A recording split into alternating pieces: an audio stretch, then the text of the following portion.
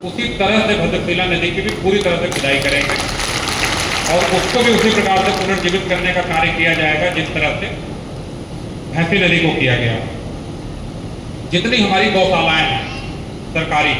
उन सभी गौशालाओं में भी अगले 2 से 3 दिन में जीवामृत और घन जीवामृत बनाए जाने का एक ट्रेनिंग का कार्यक्रम आयोजित लोक भारती के माध्यम से ही किया जा रहा है और उन गौशालाओं से भी आपको जीवामृत और बाकी जो भी गोबर और गौमूत्र वगैरह जिनको भी आवश्यकता होगी उसकी सप्लाई की जाएगी। ये बहुत अच्छा सुझाव आपने दिया कि उसके बदले में आप लोग चारा दे जाइए, तो दे जाइए तो बहुत ही अच्छा है, लेकिन न दे जाइए तो भी ले जाइए और यूज करिए उसको। एटलीस्ट पूरे जिले की जो चारागाह हमारे हैं, हम चारागाहों को अपने गौशालाओं से अटैच कर रहे हैं और आज की डेट में लगभग 100 हेक्टेयर यानी कि लगभग 250 एकड़ चारागाहों में इस समय चारा बोने का कार्य इस समय हो रखा है और इसको हम लोग बढ़ा करके लगभग 500 एकड़ करने वाले हैं बहुत जल्दी। उससे फायदा क्या होगा कि जो गौशालाएं हमारी हैं उनको चारा आराम से मिलेगा। कुछ ऐसी व्यवस्था में हम लोग बनाने की कोशिश कर रहे हैं कि कुछ लोगों को चारागाह प्रोवाइड कर दें चारा बोने के लिए और उसमें से जितनी हमको आवश्यकता है वो हमको दें और बाकी उसको बाकी लोगों को बेच करके या बाकी लोगों को दे करके उसका पूरा का पूरा एक इकोनॉमिक सिस्टम क्रिएट हो जाएगा। आप लोगों ने देखा होगा कि पिछले 3 महीने पहले पूरे जिले के सभी स्कूलों में गीता का एक कार्यक्रम कराया गया था, गीता के कॉम्पिटिशन कराए गए। उसमें मैंने ये देखा कि जब हम लोग कुछ कॉम्पिटिशन के दृश्य से कराते हैं और उसमें कुछ इनाम की घोषणा करते हैं तो पार्टिसिपेशन बहुत बड़ा हो जाता है। लगभग 2.5 लाख बच्चों ने गीता के कंपटीशन में भाग लिया था और मुझे ये कहते हुए बिल्कुल हिचक नहीं है कि करीब 1 लाख बच्चे जरूर ऐसे होंगे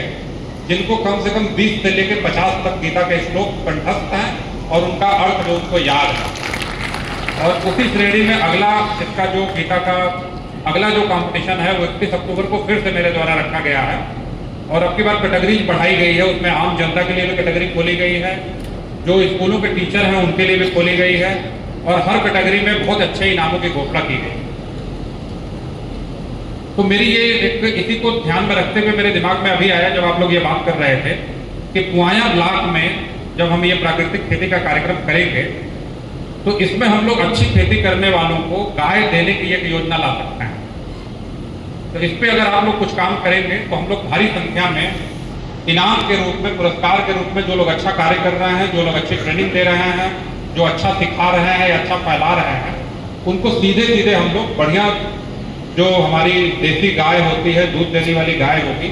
उसको हम लोग एक संख्या में 100-200 की संख्या में लोगों को पुरस्कार के रूप में वितरण कर सकते हैं। ये कार्य जो है जिला प्रशासन करेगा, लेकिन आप लोग इसमें एक तय कर लीजिए कि किस तरह से इस चीज को करनी है। तो ये काम मैं स्वयं करवा दूंगा गायों को देने का। मैं सभी लोगों से एक लास्ट में अपनी बात को कहते हुए खत्म करूंगा कि देखिए, जिला प्रशासन हर प्रकार से हर तरह के कार्य में, जो सामाजिक कार्य हैं, इस तरह के कार्य हैं, उसमें आप लोगों के साथ है। किसी को कोई आवश्यकता हो, हमेशा हम लोगों के द्वार, हम लोगों के रास्ते खुले हुए हैं। किसी को कोई सुझाव हो, आप लोग सोशल मीडिया के माध्यम से भी बहुत ज़्यादा हमसे जुड़े हुए हैं, तो उस पर भी अपने सुझाव रखिए, अपनी बातों को रखिए।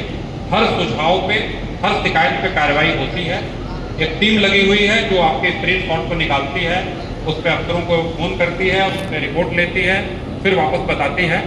तो आप लोग जो भी सुझाव हो, जो भी कार्य हो उसको बताएं। उन सब पे हम लोगों के द्वारा कार्य होंगे और सभी लोगों के साथ मिलजुल करके प्राकृतिक खेती में, गौ संवर्धन में, पर्यावरण में, तालाबों के संरक्षण में, नदियों के संरक्षण में हम लोग शाहजहांपुर को पूरे देश में एक मॉडल के रूप में क्रिएट करेंगे। बहुत बहुत धन्यवाद।